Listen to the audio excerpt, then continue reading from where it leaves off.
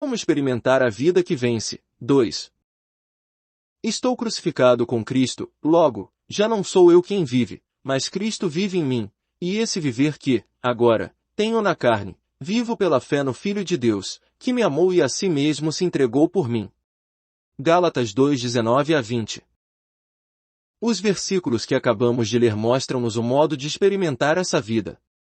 Gálatas 2:20 começa com: já não sou eu quem vive. Essa é a vida que precisamos experimentar, já não sou eu quem vive. Do lado negativo, posso dizer, já não sou eu quem vive. Do lado positivo, a vida que vence é Cristo vive em mim. Isso é o que abordamos nos últimos capítulos. A carta que Paulo escreveu aos Gálatas mostra-nos que ele atingiu, experimentou e entrou na experiência dessa vida. Examinemos a maneira pela qual ele a atingiu, experimentou e adentrou. O caminho que ele tomou é o mesmo pelo qual devemos andar. A entrada de Paulo está de acordo com duas frases. A primeira aparece antes do trecho do versículo 20 que diz: já não sou eu quem vive, mas Cristo vive em mim. E a segunda frase vem depois. A primeira frase é a do versículo 19, que diz: estou crucificado com Cristo. Essa é a primeira condição para começar a experimentar essa vida. A segunda frase é: e esse viver que, agora, tenho na carne, vivo pela fé no Filho de Deus. Essa é a segunda condição para entrar na experiência dessa vida. Por essas duas condições, Paulo ganhou a Cristo como sua justiça, santificação e vitória. Examinemos essas duas coisas detalhadamente. Irmãos e irmãs, precisamos perceber que uma coisa é o Senhor Jesus realizar a salvação e outra muito distinta é recebermos essa salvação. Uma coisa é preparar a comida, mas outra coisa é comê-la. Uma coisa é que o Senhor faça algo por nós, mas outra coisa é que recebamos o que Ele fez. Paulo nos ensinou que precisamos receber a morte do Senhor. Romanos 6 nos mostra que cada um de nós está morto. Aleluia! Todos estamos mortos. Contudo, Romanos 7 nos mostra que embora cada cristão deva estar morto, na realidade ainda continua vivo. Se deveríamos estar mortos, por que ainda estamos vivos? Romanos 6 nos mostra a verdade objetiva, enquanto Romanos 7 nos mostra a experiência subjetiva. Romanos 6 apresenta o fato, e Romanos 7, a experiência. Atualmente, há muitos cristãos que conhecem o significado de Romanos 6, onde nos é dito que nosso velho homem foi crucificado com Cristo. Já sabem que não devem continuar escravos do pecado, estão livres da escravidão da lei e diariamente devem dar-se por mortos para o pecado. Embora saibam tudo isso, nada funciona para eles. O ensinamento continua sendo ensinamento, e eles ainda continuam sendo os mesmos. O ensinamento nos mostra que fomos crucificados com Cristo, mas nós dizemos que ainda estamos vivos. O ensinamento nos diz que fomos libertados do pecado, mas nós dizemos que o pecado ainda está em nós. O ensinamento nos diz que fomos libertados da escravidão da lei, mas nós dizemos que ainda estamos debaixo da lei. Qual é o problema? Romanos 7 nos fala de um fato grandioso. O homem não está de acordo com o que Deus fez, não está disposto a aceitar o juízo de Deus. Irmãos e irmãs, por que Deus nos colocou na cruz? Porque sabe que não podemos fazer nada e porque somos absolutamente inúteis. É impossível que possamos melhorar-nos, corrigir-nos ou ter algum progresso. Somos completamente inúteis. Não temos esperança senão ser crucificados. Uma vez dei uns tapinhas no ombro do irmão Tsonghsu e lhe disse: Tsonghsu é completamente corrupto. Se houvesse alguma esperança em castigá-lo, o castigaríamos. Se houvesse esperança em colocá-lo numa prisão, o aprisionaríamos. Mas é inútil castigá-lo ou aprisioná-lo. Não há esperança nele. A única coisa que podemos fazer com ele é executá-lo. Tsonghsu é totalmente corrupto e não há esperança. A única coisa a fazer com ele é crucificá-lo. Você e eu somos tão corruptos como o irmão Tsonghsu, por essa causa só merecemos ser crucificados. A cruz não é outra coisa senão a avaliação de nós mesmos. Ela nos avalia e determina que só merecemos morrer. De acordo com a avaliação que Deus faz de nós, a única coisa que merecemos é a morte. a avaliação que Deus faz de mim é que devo morrer. Se entendemos que a cruz é o relatório da avaliação que se faz de nós, que somos absolutamente inúteis e que nem sequer podemos ter pensamentos retos, estaremos de acordo que não merecemos outra coisa senão a morte. Deus diz que só merecemos morrer e que somos completamente inúteis. Mas será que continuaremos tentando produzir algo bom por nós mesmos? Recentemente o governo chinês anunciou uma nova lei de proibição ao consumo do ópio. Todos os que se submeterem a um tratamento obrigatório e ainda continuarem consumindo ópio, serão executados. Suponha que uma pessoa consuma ópio por muito tempo e, depois de submeter-se ao tratamento obrigatório, tenha uma recaída. Quando o governo souber disso, essa pessoa será executada. Que acha que essa pessoa fará? Já que sabe que vai ser executada, tentará por acaso encontrar um médico em Xangai que lhe aplique algumas injeções para deixar o vício, mesmo sabendo que vai morrer no dia seguinte. Isso não teria sentido. Um criminoso condenado à morte já não pensa em melhorar nem tem necessidade de progredir. A única coisa que espera é a morte. Deus diz que a única coisa que merecemos é morrer e que não há possibilidade alguma de melhorar-nos ou corrigir-nos. Não podemos ter mais progresso. A decisão final de Deus é que devemos morrer. Merecemos apenas morrer. Pensamos que antes de ser salvos não podíamos melhorar-nos nem corrigir-nos nem progredir por conta própria e que devíamos abandonar o passado. Mas agora que somos salvos, cremos que precisamos tentar melhorar-nos, corrigir-nos e progredir por nós mesmos a fim de agradar a Deus. É assim que, depois de salvos, decidimos ser bons. Irmãos e irmãs, quantas vezes tomamos a decisão de ser bons? Quantas vezes temos tido êxito em tornar-nos bons? Temos feito muitas promessas espirituais a Deus. Temos dito a Ele que obedeceremos a isso e aquilo que Ele nos tenha dito. Temos prometido ao Senhor que levantaremos cedo e que seremos fervorosos o dia todo. No entanto, apesar de todas as promessas, quanto temos conseguido? Uma irmã do Ocidente disse que havia prometido a Deus mais de 30 coisas, mas não havia conseguido cumprir nenhuma. Não temos aceitado a avaliação que Deus fez de nós. Não temos aceitado o juízo de Deus sobre nós.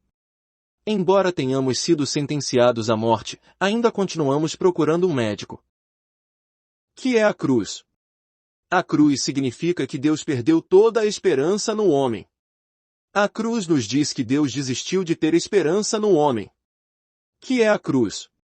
A cruz nos diz que Deus proclama: não posso melhorar o homem, nem corrigi-lo, nem fazer com que progrida. Somente posso cravá-lo na cruz. O que é estranho é que já conhecemos esse fato. Já sabemos que Deus nos considera um caso perdido e só merecemos ser crucificados. Mas ao mesmo tempo, continuamos pensando que não somos tão maus. Por isso continuamos tomando decisões todos os dias. Dizemos: Deus, prometo-te que farei isso e aquilo. De agora em diante não perderei a paciência. Mas nenhuma dessas promessas tem resultado. Às vezes pensamos que nossas decisões não são suficientemente fortes e tentamos fazer o melhor da próxima vez. Tomamos mais resoluções, e depois de perdermos a paciência fazemos votos de não perdê-la da próxima vez. Mas ao nos deparar com o fato de que ainda conservamos o mau gênio, tomamos uma terceira decisão. Era assim que Paulo vivia, pois o querer o bem está em mim, não, porém, o efetuá-lo. Romanos 7,18. Ele sempre estava tomando decisões e em seguida falhando, voltava a tomar decisões e tornava a cair. Essa não era somente a vida de Paulo, mas hoje continua sendo a experiência comum de muitos de nós. Irmãos e irmãs, acaso já cessamos de tomar nossas próprias determinações? Deus diz que só merecemos morrer e que somos absolutamente inúteis. Ele disse que não há mais esperança em nós. Que significa ser crucificado com Cristo? Significa que Deus perdeu toda a esperança em nós, e que nós também abandonamos toda a esperança em nós mesmos. O fato de Deus crucificar-nos com Cristo quer dizer que Ele não tem esperança em nós. O fato de dizermos, estou crucificado com Cristo, quer dizer que também não temos esperança alguma. Deus conhece nossa verdadeira condição, sabe que somos absolutamente inúteis e que não temos esperança em nós. Que significa estar crucificado com Cristo? Significa que abandonamos toda a esperança. Reconhecemos que nunca poderemos agradar a Deus. Ele não pode fazer outra coisa senão mortificar-nos. Não há esperança no homem carnal. A única coisa que nos resta é morrer. Somos somente dignos de morte. Irmãos e irmãs, vocês têm algum doente em casa? Estive em 5 ou 6 casas onde havia alguém doente, ou o esposo, ou a esposa ou os filhos. Quando a família perdia a esperança no doente, diziam-me, irmão Ney, se é a vontade de Deus, esperamos que ele ou ela se vá rapidamente. Por que diziam isso? Porque não tinham mais esperança. Quando perdiam toda a esperança, só desejavam que o doente morresse rapidamente. Agora, Deus lhe diz que você não tem esperança, só merece ser crucificado. Também seria bom se você pudesse dizer que não tem esperança em si e apenas resta ser crucificado. Nosso problema é que conhecemos muito bem Romanos 6, mas ainda continuamos tomando decisões como a pessoa de Romanos 7. Ainda continuamos fazendo promessas a Deus e ainda pensamos que podemos servir para algo. Entendemos claramente Romanos 6, mas ainda nos comportamos conforme Romanos 7. Em Romanos 6 Deus disse a Paulo que ele era inútil, em Romanos 7, Paulo disse a si mesmo que era inútil. Irmãos e irmãs, Deus nos conhece muito bem. Ele abandonou toda a esperança em nós há muito tempo. Segundo sua avaliação, não valemos nada. Ele já nos disse que somos inúteis. A pergunta agora é, como avaliamos a nós mesmos? Se também abandonamos toda a esperança em nós e declaramos que somos inúteis, imediatamente experimentamos libertação. Deus permite que percamos a paciência, que sejamos orgulhosos, invejosos e desonestos. Permite que o pecado nos vire de cabeça para baixo. Essa é sua maneira de nos falar que não somos capazes de nada. Mas como reagimos? Pensamos que nossa primeira decisão não foi suficientemente firme e que temos de tomar uma decisão ainda mais firme. Achamos que isso talvez funcione na segunda vez. Mas não produz resultados. É assim que experimentamos Romanos 7. Romanos 6 é meramente o ensinamento, enquanto Romanos 7 nos conduz à realidade de Romanos 6. Se alguém aqui dissesse que sou desesperadamente corrupto, eu gritaria, aleluia. Eu, Vatmanei, sou desesperadamente corrupto. Aleluia! Paulo não podia fazer nada por si mesmo. Ele sofreu durante anos. Só merecia ser crucificado. Hoje, se você declara que não serve para nada, experimentará libertação imediatamente. Os que tentam ser bons nunca serão salvos. Do mesmo modo, os que decidem ser bons cristãos, nunca vencerão. Irmãos e irmãs, a cruz de Deus não cometeu nenhum erro ao julgá-los. Há algo que me agrada fazer todos os dias. Gosto muito de declarar que eu era inútil ontem, que sou inútil hoje e que serei inútil amanhã. Serei inútil sempre. Deus quer que aceitemos a avaliação da cruz a nosso respeito porque ao fazê-lo aceitamos ao Senhor como nossa santificação, perfeição e vitória. Se ainda nutrimos alguma esperança e conservamos ainda que seja um pouquinho de fé em nós mesmos, Deus terá de continuar trabalhando em nós. Ele não cessará sua obra em nós até que abandonemos completamente toda a esperança em nós mesmos. Deus tem de levar-nos ao ponto em que já não tenhamos esperança em nós mesmos. Ele faz isso para que aceitemos a cruz. Ele nos leva a esse ponto porque deseja que compreendamos que somos totalmente incapazes em nós mesmos. Ele deseja que reconheçamos isso. Embora muitas pessoas sejam conscientes de que não podem fazer nada por conta própria, ainda assim não venceram. Por que isso acontece? Porque Deus também requer que cumpramos outra condição. Não tentemos conseguir.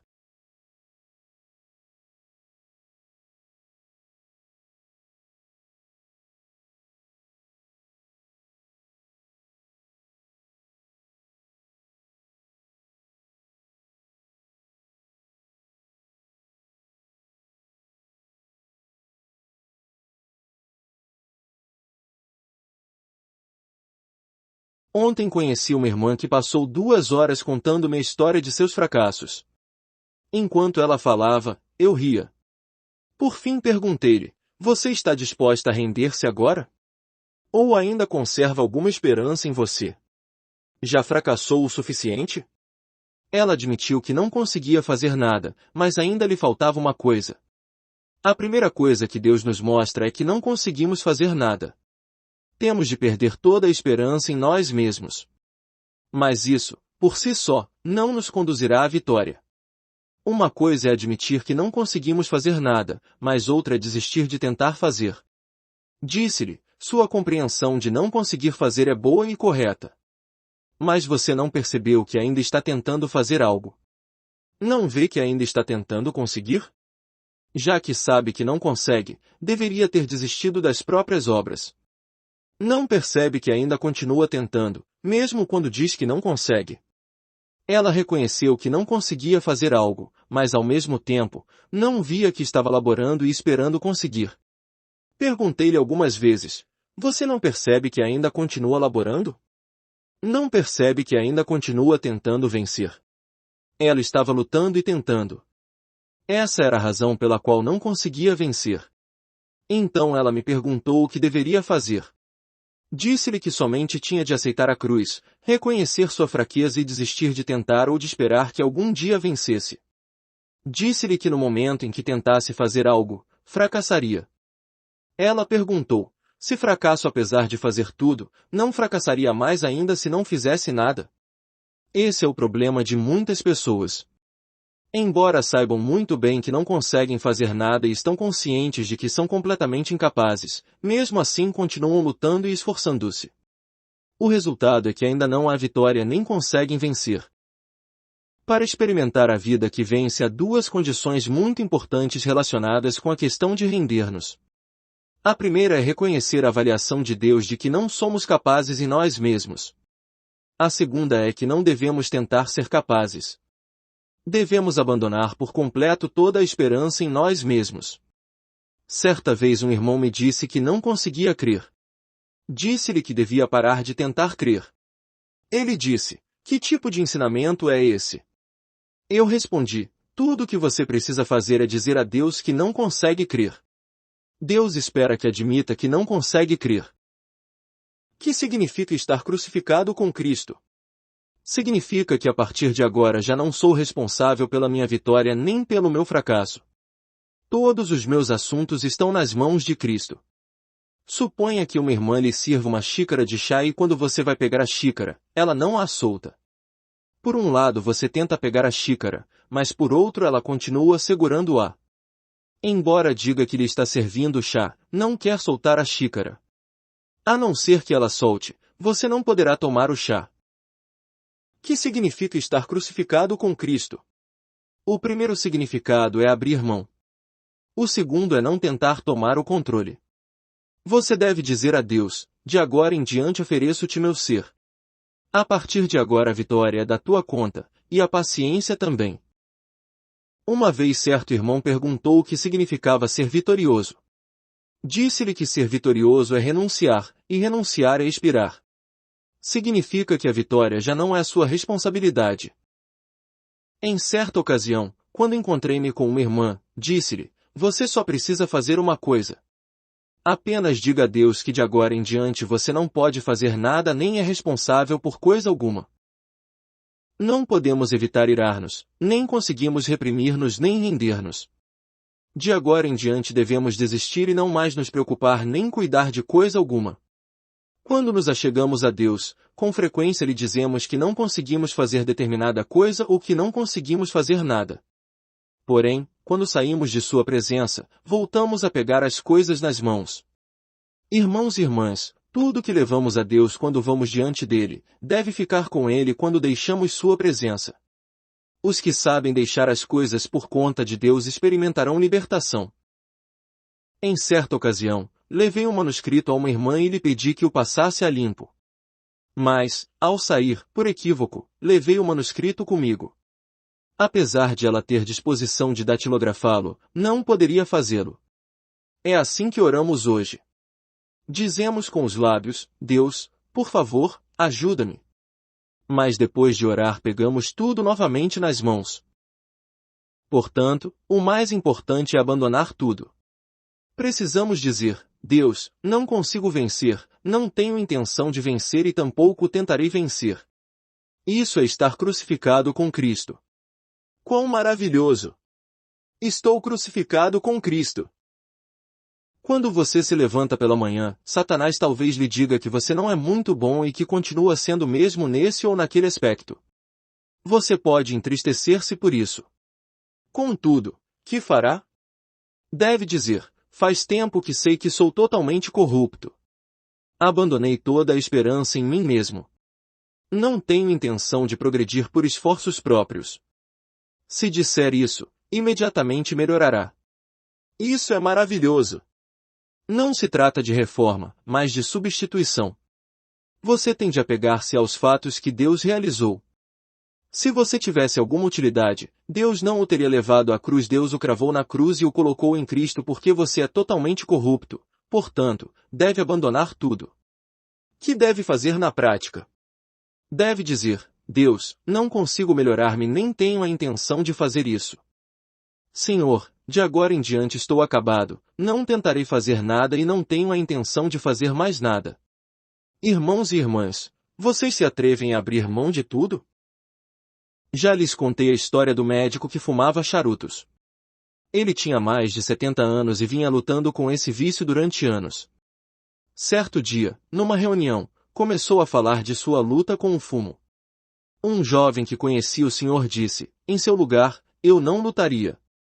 O homem de idade avançada lhe disse, se não consigo parar lutando, não seria mais difícil se não lutasse. O jovem lhe respondeu, não. Em seu lugar, eu diria a Deus, não consigo deixar de fumar, tu tens de deixar o vício por mim. Aquele senhor creu que as palavras do jovem tinham sentido e acatou-as. Então disse a Deus, não consigo deixar de fumar e não lutarei mais contra o vício. Senhor, deixo isso para ti. Não voltarei a tentar exercer controle sobre isso. Por favor, deixa de fumar por mim. Todos os dias fumava de 12 a 20 charutos e fazia isso há 50 anos. Mas naquele dia rendeu-se e no dia seguinte disse aos outros que pela primeira vez havia acordado sem pensar em fumar. Irmãos e irmãs, se vocês acham que conseguem ser santos, com certeza fracassarão. Se acham que conseguem ser perfeitos, sem dúvida alguma fracassarão. Se imaginam que conseguem ser pacientes, certamente fracassarão também. Deus nos vê sem qualquer possibilidade de conserto ou melhora. Você pode dizer junto com Paulo que está crucificado? Você é totalmente corrupto e inútil, e a única coisa que merece é ser cravado na cruz. Isso foi o que Paulo quis dizer. Quando estive em Pequim, perguntei a um irmão se ele se havia rendido. Ele disse, dou graças ao Senhor e o louvo porque estou acabado. Este é um requisito básico, devemos ver, diante de Deus, que somos completamente inúteis e que não há como melhorar-nos nem nos corrigir. Tudo o que temos de fazer é dizer ao Senhor, de agora em diante, entrego tudo a ti. Faze tudo por mim. Alguns irmãos reconhecem que não conseguem vencer. Reconhecem que estão acabados e foram crucificados com Cristo. Mas por que ainda não vencem? Por que continuam fracassando? Por que a vitória não é realidade para eles? Irmãos e irmãs, há outra palavra que não podemos esquecer. Como recebemos um dom, um presente? Não precisamos fazer nada, só recebê-lo. Quando cremos na palavra de Deus, recebemos sua graça. Isso é o Evangelho. Quando recebemos algo por fé, o Espírito Santo faz da nossa fé o ponto de partida dos milagres de Deus. Se um homem nunca experimentou o poder divino, não o apreciará tanto. Mas os que o experimentaram, conhecem a realidade dessa fé. Quando cremos que tudo que está em Cristo é nosso, o Espírito Santo faz que tudo isso se torne nosso. Que maravilhoso Evangelho! Tudo que é de Cristo torna-se nosso pela fé. Pela fé a vida perfeita de Cristo é expressa em nosso corpo mortal dia após dia. Pela fé não só já não sou eu quem vive, mas também Cristo vive em mim. Acima de qualquer dúvida, Cristo está vivendo em nós e para nós. Mas isso só pode realizar-se pela fé. Cremos que recebemos.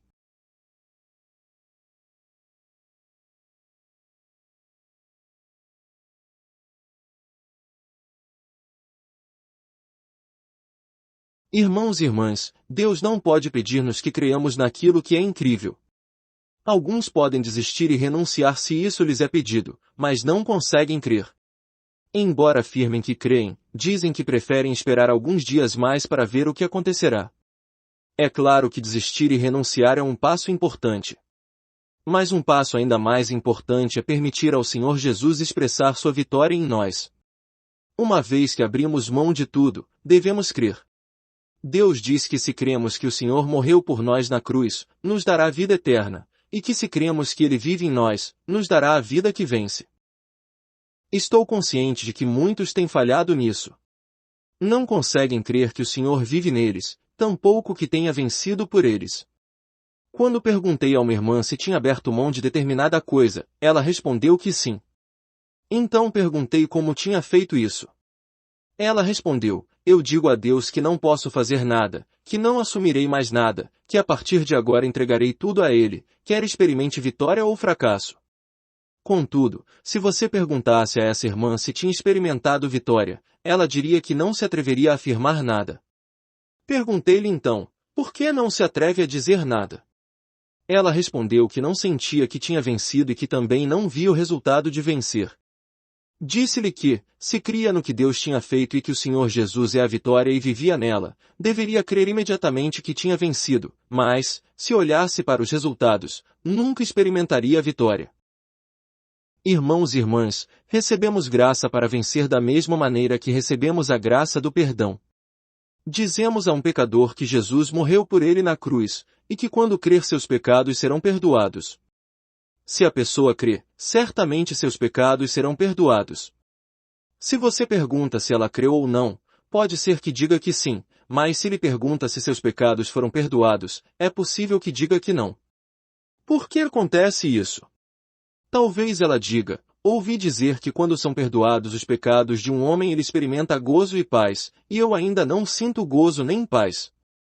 Preciso ajoelhar-me até que sinta gozo e paz. Só aí é que poderei dizer que meus pecados foram perdoados. Se alguém disser algo parecido, você possivelmente lhe dirá: ainda que se ajoelhe e ore um ano inteiro para receber gozo e paz, você não obterá. Você terá gozo e paz quando crer que eles virão a você.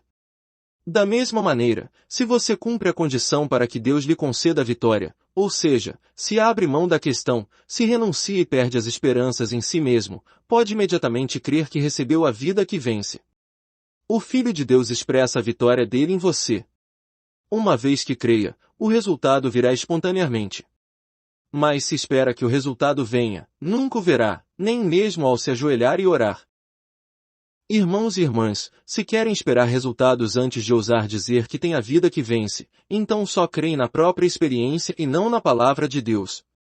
Uma vez que creiamos na palavra do Senhor, a experiência, o sentimento e a vitória virão.